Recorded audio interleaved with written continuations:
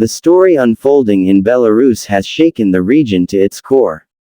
A sudden wave of mutiny, demonstrations, and unrest has spread across the country, forcing the world to look closely at the fragile relationship between Moscow and Minsk. What began as simmering anger over economic hardship and political repression has exploded into open defiance. Crowds have taken to the streets in defiance of Lukashenko's rule, while whispers of betrayal between Putin and Lukashenko are beginning to shape the larger picture. Many are asking if this is the end of the long partnership that has bound Belarus and Russia together, or if it is just another episode in a much larger conflict that is threatening to spiral out of control. Hello everyone, welcome back to the World Conflict Monitor channel.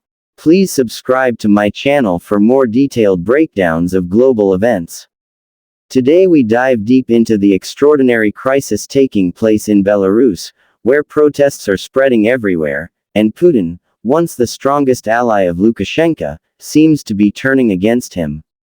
We will explore the external situation, the inner political dynamics, the performance of the state in handling this mutiny, the safety concerns that are growing every day, the unique selling points of this crisis in terms of global significance, the heavy price Belarus and Russia may pay, and finally, a conclusion about what lies ahead. On the exterior, Belarus is presenting the world with the image of a state under siege. The streets of Minsk and other major cities are flooded with protesters, waving banners, shouting slogans, and demanding the resignation of Lukashenko. For years, Lukashenko held control through a strong grip on power, backed heavily by Russian support. But now, with Moscow's signals of shifting loyalty, that exterior image of stability is crumbling. Riot police and security services are seen everywhere, armored vehicles are stationed in public squares, and yet, despite these shows of force, the crowds are only growing larger. The exterior also includes the international reaction. European nations are condemning the crackdowns, NATO is closely observing developments along Belarus's borders, and Ukraine is preparing for possible spillover. The exterior view is one of chaos, anger, and resistance, with the government struggling to hold together an image of authority as its people openly defy it. On the interior, the story is even more fragile. Inside the halls of power, Lukashenko is losing confidence. Once he could rely on Putin to back him unconditionally, but whispers suggest Moscow is no longer willing to pay the political or financial price of supporting a leader who has lost his people. The short interior reality is this: Lukashenko is isolated, mistrust is spreading through the elite, and cracks are appearing in the very institutions that once guaranteed his survival. When we consider performance, the ability of the Belarusian government to control this crisis is severely under question. The performance of Lukashenko's security apparatus is faltering. Instead of crushing protests quickly, as in previous years, they are now locked in a cycle of repression and resistance. Every time the government cracks down, more people pour into the streets. Performance is also measured in terms of governance. The economy is weakening under sanctions, factories are experiencing strikes, and ordinary people can no longer tolerate shortages and inflation. The performance of Russia as a partner is equally telling. Putin, dealing with his own challenges on the international stage, sees Lukashenko not as an asset but as a liability. The failure to maintain Belarus as a stable satellite state reflects poorly on Moscow's ability to project power in the region. In short, performance on both sides has collapsed into disarray. The safety features of this crisis are essentially non-existent, and that is what makes it so dangerous. Safety for protesters is almost impossible as riot police fire rubber bullets, launch tear gas, and carry out brutal arrests. Safety for government officials is also at risk, with intelligence leaks and rumors of mutiny within the security services themselves. Even Russia is facing safety dilemmas. By turning on Lukashenko, Putin risks destabilizing his western flank, leaving Russia exposed to NATO expansion and losing a crucial buffer zone. Safety for the region is compromised as Belarus edges closer to either civil war or total political collapse, with spillover effects that could ignite tensions across Eastern Europe. Unique selling points of this crisis revolve around its historic and geopolitical weight. This is not just another protest in Eastern Europe, this is a mutiny in a state long considered a loyal outpost of Moscow. For the first time in decades, the bond between Belarus and Russia is visibly breaking apart. The unique element is that Putin himself appears to be reconsidering his relationship with Lukashenko, which could mark a turning point in Russian foreign policy. Another unique selling point is the scale of the people's defiance. Unlike smaller protests in the past, this wave has spread everywhere, from cities to towns, from factory workers to students, from veterans to young professionals. It represents a true nationwide challenge to authoritarianism. In global terms, the uniqueness of this crisis lies in how it connects local struggles with international geopolitics. Belarus is a small country, but the battle over its future could reshape the balance of power between Russia, Europe, and NATO.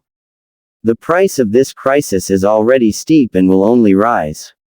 For Belarus, the price is paid in blood, in broken livelihoods, and in the destruction of trust between ruler and ruled. For Lukashenko personally, the price may be the loss of power, exile, or even worse. For Russia, the price is measured in its credibility as a regional power. By turning on Lukashenko, Putin risks alienating a key ally, but by supporting him, he risks international isolation and internal backlash. The price also extends to ordinary Russians, as sanctions deepen, economic partnerships collapse, and the shadow of regional instability grows. For Europe, the price is vigilance, resources spent on military readiness, and the challenge of supporting democratic movements without provoking outright war with Moscow. The human price, families divided, citizens arrested, lives lost in clashes, cannot be calculated, but it defines the gravity of this moment. In conclusion, the mutiny in Belarus represents a watershed in the history of Eastern Europe. A people long suppressed have risen against their ruler, a dictator once shielded by Moscow is now abandoned, and the delicate balance of regional power is being rewritten in real time. The exterior shows as chaos and defiance, the interior reveals cracks in the ruling elite. Performance demonstrates the failure of governance, safety features are absent and expose the danger of escalation, the unique selling points highlight the extraordinary nature of this uprising, and the price underscores the immense cost being paid by all sides. Whether this ends with Lukashenko's fall, Putin's retreat, or a new chapter of repression remains to be seen, but one thing is clear, the world is witnessing history in motion, and Belarus is at its center. This is a story that will not fade quickly. It will define the relationship between Russia and its neighbors for years to come. It will shape NATO's posture and Europe's security outlook. Most importantly, it will test the courage of a people who, despite fear and violence, continue to stand in the streets demanding freedom. For Belarus, the outcome is uncertain, but the message is unmistakable. The age of blind loyalty to Moscow is over. And the cost of mutiny is one that both Lukashenko and Putin must now face. The crisis in Belarus cannot be understood without looking back at the long and complicated relationship between Lukashenko and Putin. For nearly 3 decades, Lukashenko positioned himself as the last strongman of Europe, holding on to power through elections widely considered fraudulent, brutal crackdowns on dissent, and a careful balancing act between Russia and the West. On the surface, his loyalty to Moscow appeared unshakable. Belarus relied on Russian energy subsidies, loans, and political backing in international forums. In return, Belarus offered Russia a strategic buffer zone against NATO, as well as military cooperation and intelligence sharing. But beneath this alliance, tensions always simmered. Lukashenko resisted full integration into Russia's vision of a union state, preferring to maintain his independence while still collecting Moscow's financial support. The mutiny we see today is the product of that history. Putin has long tolerated Lukashenko's defiance because Belarus was valuable as an ally. However, after years of draining Moscow's resources and providing little in return, Lukashenko is seen less as a partner and more as a burden. Russia is itself facing sanctions, war fatigue, and domestic unrest. Supporting a deeply unpopular leader in Minsk now seems like a losing investment. That shift in Moscow's attitude is critical because Lukashenko's survival has always depended on Putin's protection. Without it, the regime is exposed. Externally, Belarus's geography makes this crisis global in scale. The country sits at the heart of Eastern Europe, bordering Russia, Ukraine, Poland, Lithuania, and Latvia. For NATO, Belarus is not just another authoritarian state, it is a frontline nation. The mutiny and unrest in Belarus, if it escalates, could destabilize the entire region. Already, European leaders are holding emergency meetings to discuss sanctions and humanitarian assistance. Poland and Lithuania are preparing refugee corridors for Belarusians who may flee political violence. Ukraine, still locked in its own struggle against Russia, views instability in Belarus as both a danger and an opportunity.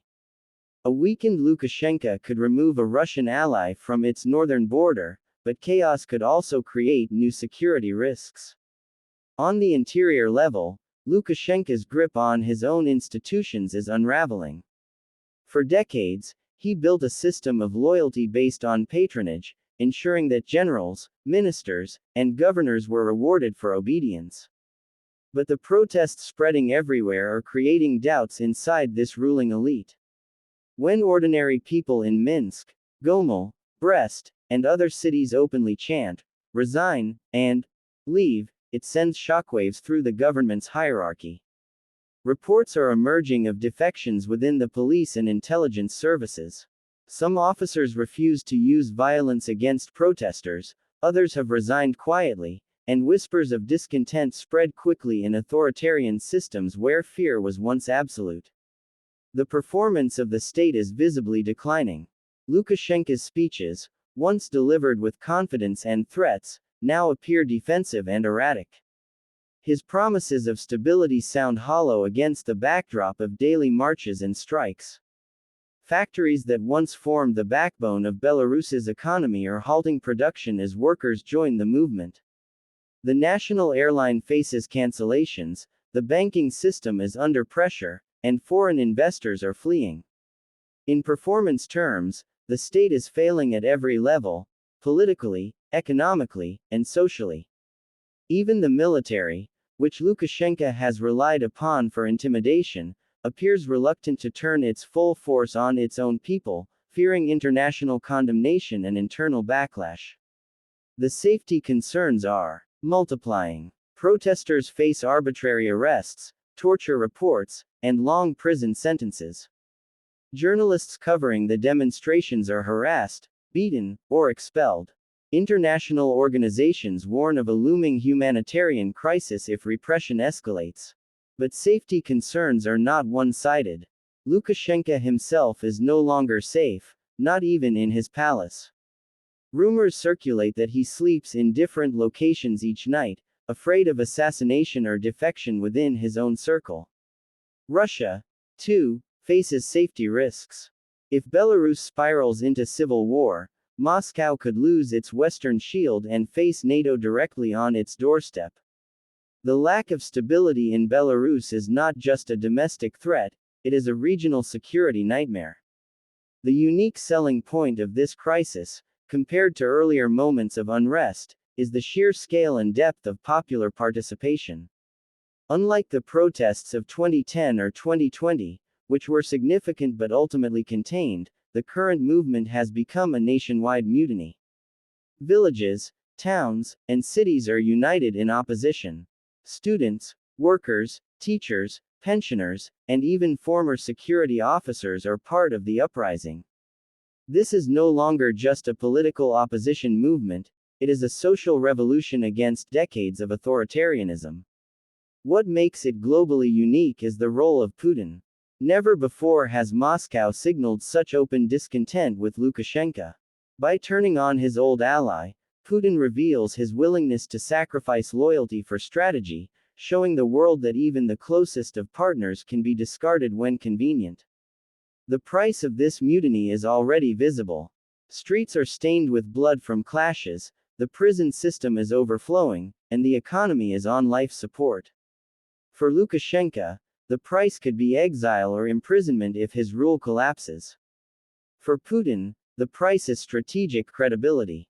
If he abandons Lukashenko, other allies in the post-Soviet space may begin to doubt Moscow's reliability. If he stands by him, Russia risks further sanctions, isolation, and entanglement in Belarus's internal war. For the Belarusian people, the price is both immediate and long-term. Immediate in the violence and suffering of today, long-term in the uncertainty of rebuilding their country from political ruins. The conclusion that emerges is stark. Belarus is not just facing a wave of protests, it is facing a complete transformation of its political order. The mutiny reveals that authoritarian systems, no matter how strong they appear on the outside, are fragile when the people rise in unity. Putin's betrayal of Lukashenko shows that geopolitics is not guided by friendship but by cold calculation. And the protests everywhere demonstrate that even in the most controlled societies, the human spirit for freedom cannot be extinguished forever. Russia's strategic calculations in the Belarusian mutiny are layered with contradictions. On one hand, Moscow sees Belarus as an indispensable buffer zone. Since the end of the Cold War, Russia has been obsessed with the idea of preventing NATO from moving closer to its borders. Belarus offers military access, intelligence bases, and a vital land corridor to the Kaliningrad region. Losing influence in Belarus would mean NATO troops could be stationed directly along a much larger stretch of Russia's western frontier. For the Kremlin, this is an unacceptable outcome. Yet, supporting Lukashenko in his moment of weakness carries its own risks. The more Moscow invests in an unpopular leader, the more it alienates the Belarusian people, who increasingly view Russia not as a friend but as a force enabling their oppression. This dilemma explains why Putin appears to be turning on Lukashenko. By distancing himself, he creates room for Russia to manage Belarus's transition without tying itself to a doomed figure. The Kremlin may be quietly seeking alternatives, perhaps encouraging other Belarusian elites to step forward, or grooming pro-Moscow opposition figures who could inherit power while maintaining loyalty to Russia. From Moscow's perspective, replacing Lukashenko with a more palatable figure could preserve Belarus within its sphere of influence while reducing international criticism. But there is no guarantee that the Belarusian people, now emboldened by protests, will accept any candidate handpicked by Russia. Externally, NATO is watching closely. The alliance has no desire to intervene directly in Belarus, but the instability makes Eastern members nervous. Poland, Lithuania, and Latvia see Belarus not just as a neighbor but as a frontline of their security. If Russia were to send troops under the pretext of restoring order, NATO would be forced to reinforce its eastern flank, raising the risk of direct confrontation. Already, NATO has increased reconnaissance flights, mobilized forces for exercises, and opened communication channels to ensure that no accidental clash escalates into something larger. The West sees in Belarus an opportunity to weaken Russia's grip on its neighborhood, but it also fears that too much involvement could provoke an unpredictable Kremlin response. On the interior, Russia's own society is not immune to the echoes of Belarus. For years, Russians have watched Belarusians resist authoritarianism, and it sparks questions about their own future. If protests can paralyze Minsk, could they one day erupt in Moscow? The Kremlin knows the danger of contagious unrest. Lukashenko's failures are a warning to Putin. No amount of repression can completely extinguish public anger forever. Within Russia's elite, some see Lukashenko as a reckless ally whose downfall could drag Moscow into unnecessary conflict, while others see him as a cautionary example of what happens when you cling to power too long without reform. The performance of Russia's foreign policy in this crisis is mixed at best. While Putin has managed to maintain leverage over Belarus for decades, the eruption of mass protests reveals the limits of that influence. Unlike in Kazakhstan, where Russia intervened quickly and decisively to suppress unrest in 2022, Belarus presents a harder case. Intervention would be costly and unpopular, and failing to intervene risks losing control of the situation entirely. Russia's performance is judged by its ability to maintain Belarus as a loyal state while avoiding full-scale confrontation with NATO. So far, the Kremlin's strategy looks reactive rather than proactive, as though it is improvising while events spiral faster than it can control them. Safety concerns for Russia are stark. If Lukashenko falls and a pro-European government rises, Russia could lose access to military bases and intelligence networks in Belarus. NATO would effectively be one step closer to Moscow's doorstep, a nightmare scenario for Russian strategists. Safety is also a concern for ordinary Belarusians, who fear that Russia might still intervene militarily to preserve its influence. For NATO members, safety concerns involve border security, refugee inflows, and the possibility of hybrid warfare spilling across borders, such as cyberattacks or disinformation campaigns. The unique selling point of this stage of the crisis is the delicate balance of restraint.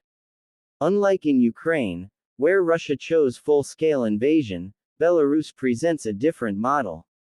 Here, Putin is showing that betrayal can be strategic, that sometimes abandoning a long-term ally is less costly than defending him. The uniqueness lies in how Belarus is becoming the stage for a new kind of geopolitical struggle, not through tanks rolling across borders but through political manipulation, economic pressure, and the careful management of public perception. It highlights the adaptability of modern power struggles, where influence is preserved not only by military might but also by timing, symbolism, and selective loyalty. The price for Russia is steep, whichever path it chooses. If it abandons Lukashenko entirely, it risks losing Belarus to the West. If it intervenes too heavily, it risks international condemnation and further sanctions, deepening its isolation. For NATO, the price is vigilance, spending resources and political capital on a crisis that could last for years. For Belarusians, the price is existential. Their country risks becoming the next battlefield in the larger Russia-West confrontation, leaving them caught between external forces and internal repression. In conclusion, Russia's strategy in Belarus is a gamble. By turning on Lukashenko, Putin hopes to preserve influence without paying the cost of propping up a failed leader. NATO, meanwhile, is preparing for every outcome but avoiding direct confrontation.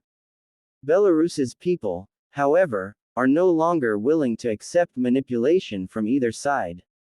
The mutiny has given them a voice, and that voice is echoing far louder than any calculation in Moscow or Brussels. Whether the future brings reform, repression, or revolution, the crisis has already changed Belarus forever. As the mutiny in Belarus unfolds, the world is asking one question: what comes next? The crisis could follow several scenarios, each with consequences not only for Belarus but for Russia, Europe, and the global balance of power. The first possible outcome is Lukashenko's survival, but in a weakened form. He may cling to power through a combination of repression, cosmetic reforms, and whatever limited support Russia is still willing to provide. This scenario would mean a temporary pause in the unrest but not a resolution. The protests would simmer, waiting for the next spark. The regime would be permanently damaged, with Lukashenko ruling more as a figurehead of repression than as a confident leader. In this outcome, Belarus becomes a stagnant state, isolated internationally, crushed economically, and dependent on Moscow for survival. It would be survival without legitimacy, power without stability. The second possible outcome is Lukashenko's removal, either through resignation, elite betrayal, or popular overthrow. If this happens, the question becomes who replaces him. Russia may attempt to manage the transition by installing a loyal successor, perhaps someone from within the current elite who is more acceptable to the people but still aligned with Moscow. However, if the people reject this plan and push for genuine democratic reforms, Belarus could move closer to Europe.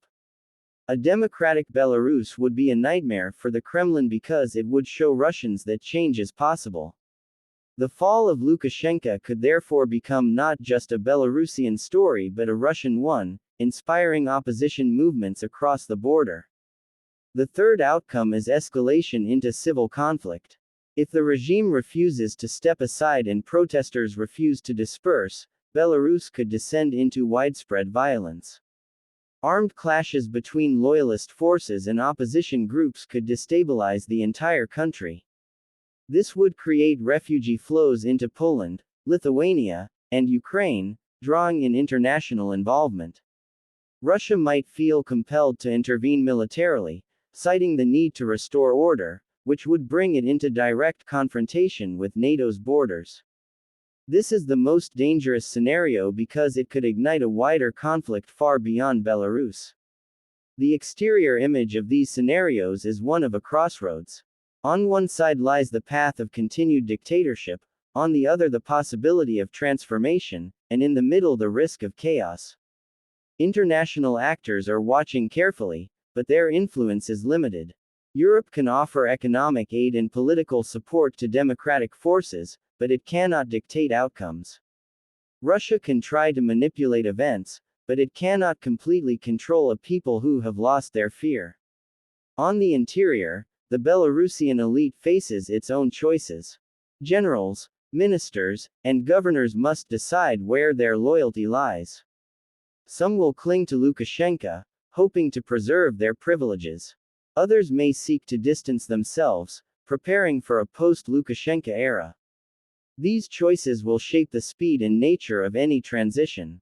A fractured elite could accelerate the fall of the regime, while a united elite could prolong its survival. For ordinary Belarusians, the interior reality is the daily struggle, marching in protests, enduring arrests, facing shortages, and deciding whether to stay or flee. Their resilience will determine whether the mutiny becomes a revolution or fades into despair. The performance of Lukashenko in this endgame is deteriorating rapidly. Each attempt to portray strength only reveals weakness.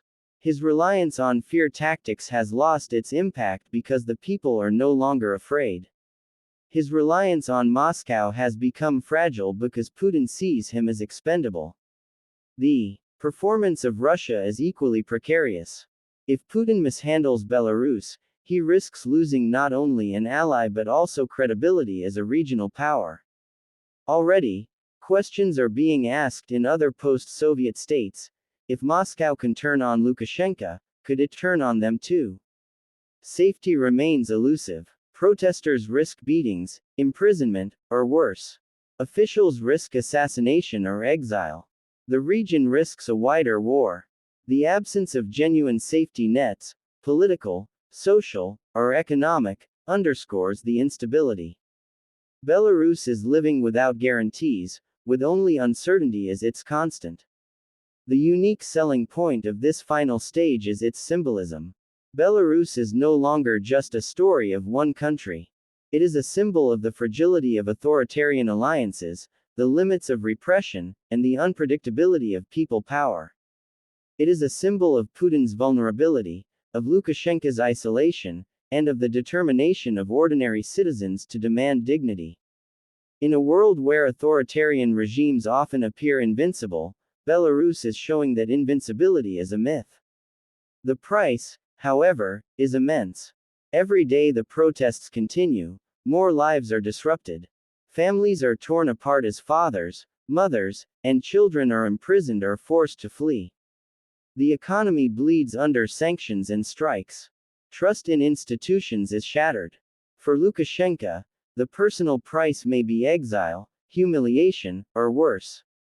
For Putin, the price may be strategic defeat and the erosion of his image as a master of control. For Europe, the price is constant vigilance and the burden of supporting a fragile transition if it occurs. For the people of Belarus, the price is measured in blood, sacrifice, and the uncertainty of what comes next. In conclusion, the mutiny in Belarus is not a fleeting event, it is a turning point. It represents the collapse of a decades-long bargain between ruler and ruled, the unraveling of a strategic partnership between Moscow and Minsk, and the emergence of a new chapter in Eastern Europe. From the exterior of mass protests to the interior cracks in the elite, from the collapsing performance of the state to the absence of safety, from the unique global significance to the heavy price being paid, this story is one of transformation through struggle. Belarus now stands at a fork in the road. It can cling to a dying dictatorship, plunge into chaos, or take the difficult path of renewal. Whatever path is chosen, nothing will return to the old normal. Lukashenko's era is ending, Putin's reliability as an ally is in question, and the people of Belarus have proven that their courage cannot be silenced. The world is watching. The future of Belarus is uncertain, but its people have already shown that they will no longer accept silence, submission, or betrayal. They are writing their own history in the streets, and whether that history leads to freedom or further struggle, it will echo far beyond their borders. The mutiny in Belarus is more than a domestic rebellion, it is a message to dictators everywhere: power without legitimacy cannot last forever.